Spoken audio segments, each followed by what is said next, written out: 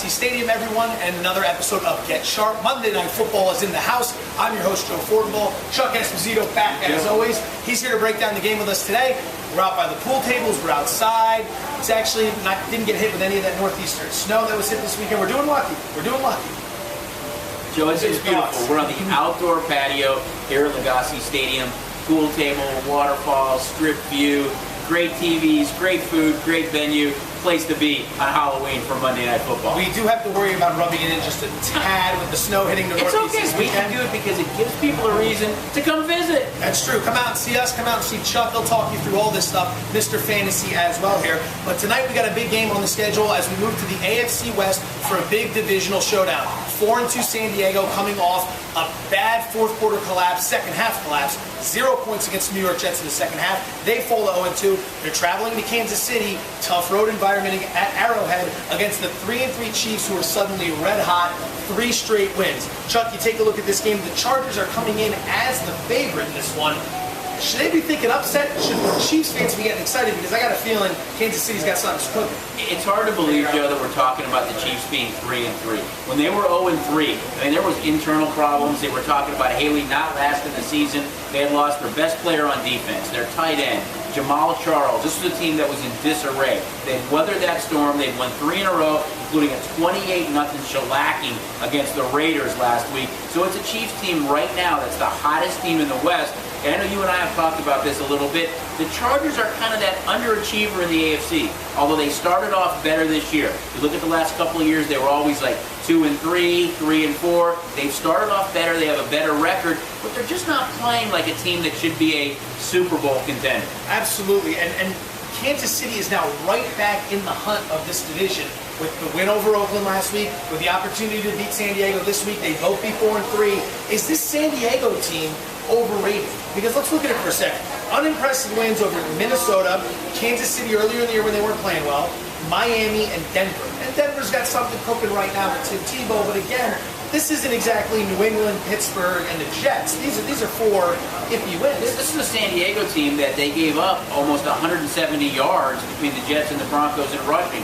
So they still have some question marks. You look at the weapons on offense. I mean, you look at with Matthews at running back. You look at Vincent Jackson, who seems to be healthy. Floyd, they have Gates back. But Phillip Rivers, I mean, statistically, this isn't your prototypical Phillip Rivers. And if you drafted him early in fantasy football, believe me, he's not a start every week, guys. Yeah, I'm having problems with that right now. I don't need you reminding me of my issues.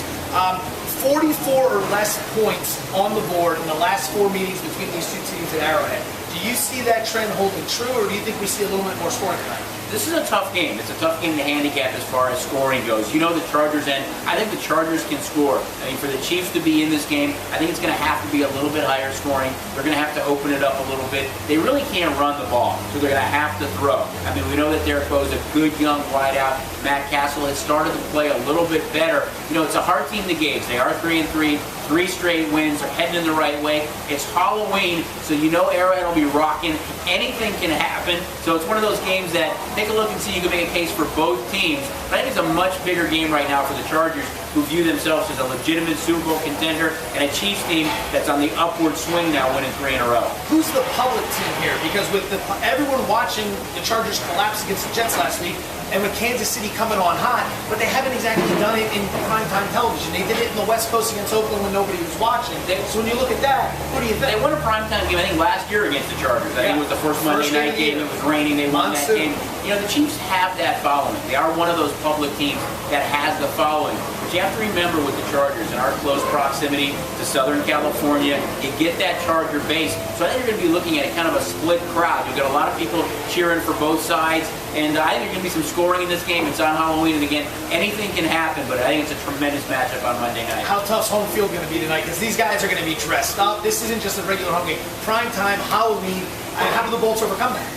It's going to be tough. This is one of the few stadiums that I'm excited about, that the home game isn't Halloween. If you were in, like, say, Chicago, Oakland, for an example, with the crazies there, Kansas City and Arrowhead, you'll love to see that. You'll love to see that in Arrowhead. It's one of those games you really want to see. But, again, being 3-3, they've got a new lease on life, especially, you know, if you look at the AFC West right now, and there's still some question marks with the teams there. I mean, the Raiders right now at quarterback, what's going to happen there? You look at the Broncos with Tim Tebow. Devo, even though they had that win, are they a team that can legitimately contend? So I think the Chiefs are right in the mix as we speak. From a fantasy perspective, who do you see blowing up in this game? I know I'm putting you on the spot, but if you had to think between both teams, who do you see having a real big night? I'm saying Vincent Jackson. I think he's been a little bit quiet the last couple of weeks. He was this close. I think Vincent Jackson has a long touchdown and a big game here. There it is, Mr. Versatility, Chuck Esposito from the Palazzo, Lagasse Stadium, and the Venetian. We're rocking and rolling out here, my friend. Enjoy the games tonight. Enjoy the games, everybody. We'll see you next week for another NFL breakdown for Week 9.